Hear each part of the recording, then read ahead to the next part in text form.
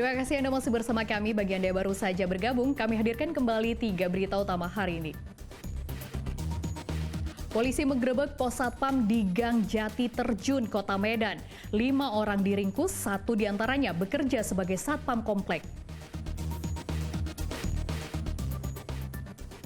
1 unit bus angkutan di Kota Pematang Siantar terbakar. Diduga karena korsleting pada mesin. Kerugian ditaksir ratusan juta rupiah. Pria asal Medan diringkus polisi saat akan terbang ke India karena terlibat kasus perdagangan ginjal.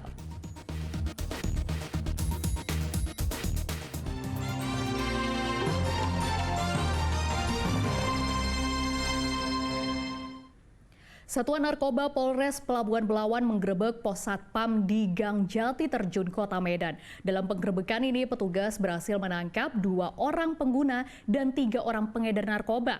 1 diantaranya bekerja sebagai satpam komplek. 5 pelaku dan seluruh barang bukti diboyong ke Mapolres Pelabuhan Belawan untuk dilakukan pemeriksaan lebih lanjut. Satuan Reserse Narkoba Polres Pelabuhan Belawan Minggu malam menggerebek pos satpam yang berada di Jalan Kapten Rahmabudin, tepatnya di Gang Jati, lingkungan 6, Kelurahan Terjun, Kecamatan Medan Marelan, Kota Medan. Meski sempat terjadi kejar-kejaran terhadap salah satu terduga pengedar narkoba, namun pihak kepolisian akhirnya menangkap 5 orang terduga pelaku dengan 3 orang sebagai pengedar narkoba dan 2 orang sebagai pengguna narkoba. 1 diantaranya merupakan suami kepala lingkungan setempat yang ditugaskan sebagai satpam komplek. Petugas juga menyita barang bukti narkoba seberat 1 gram pada masing-masing kantong saku pengedar dan pengguna narkoba, serta lengkap dengan alat hisap dan plastik klip. Penggerebekan kawasan tersebut merupakan laporan dari masyarakat yang resah akan peredaran narkoba dan keterlibatan satpam komplek yang tak lain adalah suami kepala lingkungan. Dia merupakan security di lingkungan perumahan tersebut. Nah, pos security itulah dipakai untuk tempat penjualan narkoba. Kini kelima pelaku dan seluruh barang bukti diboyong ke Mapolres Pelabuhan Belawan untuk dilakukan pemeriksaan lebih lanjut. Muhammad Hamdani melaporkan dari Kota Medan. Polda Sumatera Utara menangkap pria asal Medan yang merupakan calon penjual ginjal jaringan internasional. Ia dibekuk di Bandar Udara Internasional saat akan terbang ke India bersama calon korban ke India untuk operasi pengangkatan ginjal. Kini Mabes Polri tengah berkoordinasi dengan Interpol untuk memburu tersangka lain.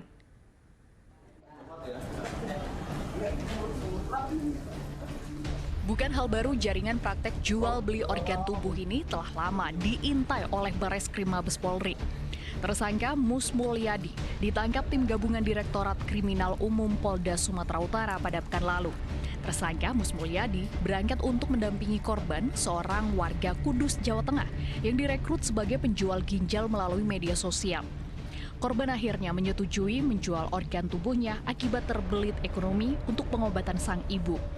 Pertemuan antara korban, calon pembeli, dan seorang buron berinisial EC yang berperan sebagai koordinator telah diatur sejak awal Desember. Korban kemudian diwajibkan mengikuti serangkaian pemeriksaan sebagai syarat kelayakan transplantasi ginjal. Namun usai lolos pemeriksaan medis, korban gagal berangkat ke India untuk operasi transplantasi ginjal pada 3 Desember lalu karena dianggap mencurigakan oleh pihak imigrasi Medan. Sedangkan calon pembeli yang sedianya berangkat bersama berhasil lolos penerbangan. Dari kesepakatan, korban menjual ginjalnya seharga 175 juta rupiah. Namun korban baru menerima 10 juta rupiah. Koordinator di dalam forum dalam salah satu medsos itu atas nama EC berperan sebagai koordinator. Jadi mereka si EC ini menawarkan mencari pembeli, kemudian menawarkan kepada calon pembeli. Dan juga yang dalam kasus ini ada saudara MM atau saudara A yang ada di Medan sebagai penghubung. Tersangka Mus Mulyadi terancam penjara selama 15 tahun atas tindakan pidana perdagangan orang.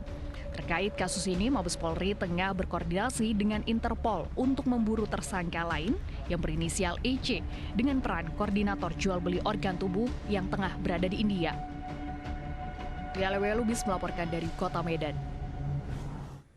Beralih ke informasi lain, Hari Hak Asasi Internasional di Medan diperingati dengan aksi bela Palestina di Istana Maimun. Ribuan warga berkumpul mengenakan berbagai atribut Palestina, membagikan poster dan spanduk berisi dukungan terhadap rakyat Palestina. Warga pun menggalang bantuan hingga terkumpul 1 miliar rupiah.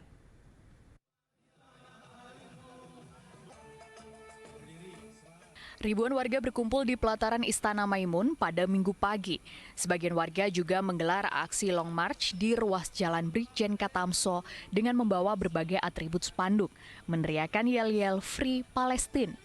Aksi ini mengajak warga internasional menekan dan memberi sanksi atas agresi dan genosida Israel di tanah Palestina. Warga juga menggalang bantuan untuk dikirim langsung melalui para relawan asal Indonesia yang berangkat ke Palestina. Donasi yang terkumpul untuk disumbangkan ke Palestina mencapai 1 miliar rupiah. Dalam orasi juga diserukan ajakan pemboikotan produk yang terafiliasi dengan Israel. Pembantaian kemanusiaan juga dihentikan. Ya, agenda penting juga adalah melanjutkan boikot, tentu dengan menghidupkan sentra-sentra ekonomi, UKM-UKM dalam negeri, dan mudah-mudahan juga terbangun jaringan-jaringan ekonomi baru di kalangan masyarakat Indonesia sehingga ekonomi Indonesia semakin baik dan bisa membantu saudara-saudara kita di Palestina. Donasi yang hari ini saya lihat sih terkumpul mudah-mudahan lebih sekitar 1 miliar.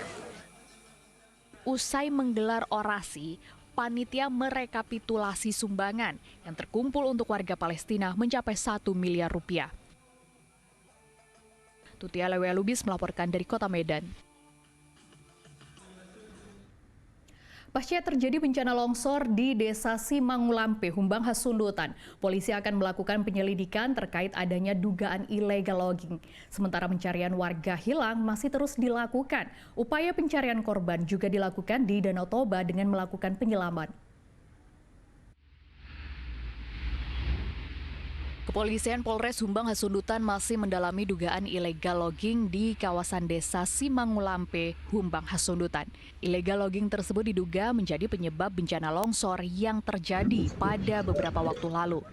Dugaan tersebut juga disampaikan oleh Bupati Humbang Hasundutan saat melakukan tinjauan kembali ke lokasi bencana.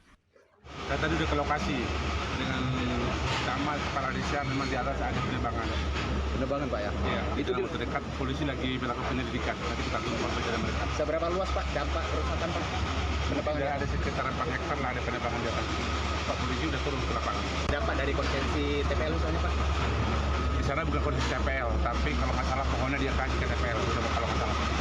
Dia jual ke sana ya. Berarti lebih ke bencana geologis ini ya Pak ya? Belum kita bisa bilang iya, kita tunggu aja para ahli yang berbeda. Pihak kepolisian diharapkan dapat segera melakukan penyelidikan terkait penyebab terjadinya banjir bandang dari lereng perbukitan di Kecamatan Bakti Raja yang menyebabkan ratusan warga mengungsi dan 10 orang masih dalam status hilang. Sementara pencarian warga hilang masih terus dilakukan. Upaya pencarian korban bencana tanah longsor di Desa Simangulampe, Kabupaten Humbang Hasundutan juga dilakukan di Danau Toba dengan melakukan penyelaman. Kita akan lebih fokus ke sektor 3, karena untuk sektor 2 sudah selesai kita 1, ini ada sedikit saja yang perlu kita lakukan pencarian. Hari ini kita fokus dan akan mencari di sektor 3 yang memang di situ masih banyak material yang harus kita pindahkan.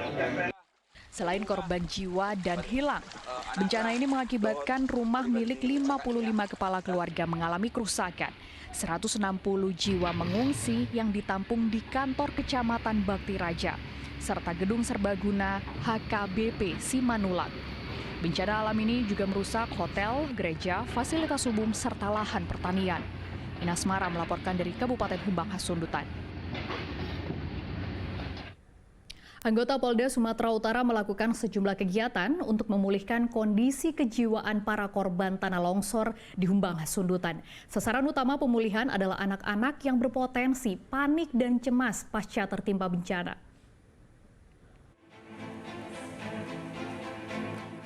24 anggota polisi yang dikirim ke lokasi bencana longsor dan banjir bandang Humbang Hasundutan berasal dari bagian kedokteran dan kesehatan.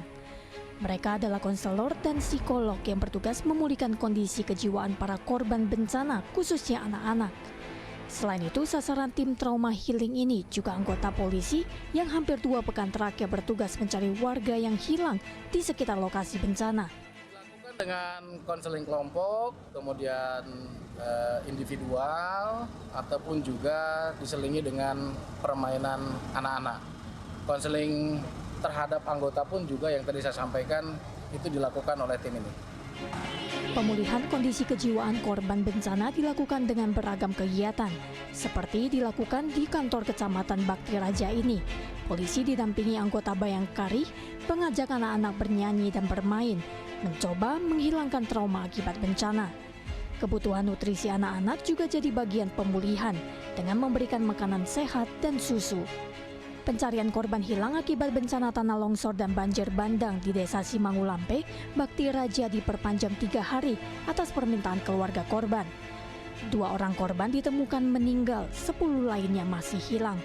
Area pencarian kini dipersempit dari 3 menjadi 2 sektor. Tuti Alawiyah Lubis melaporkan dari Kota Medan.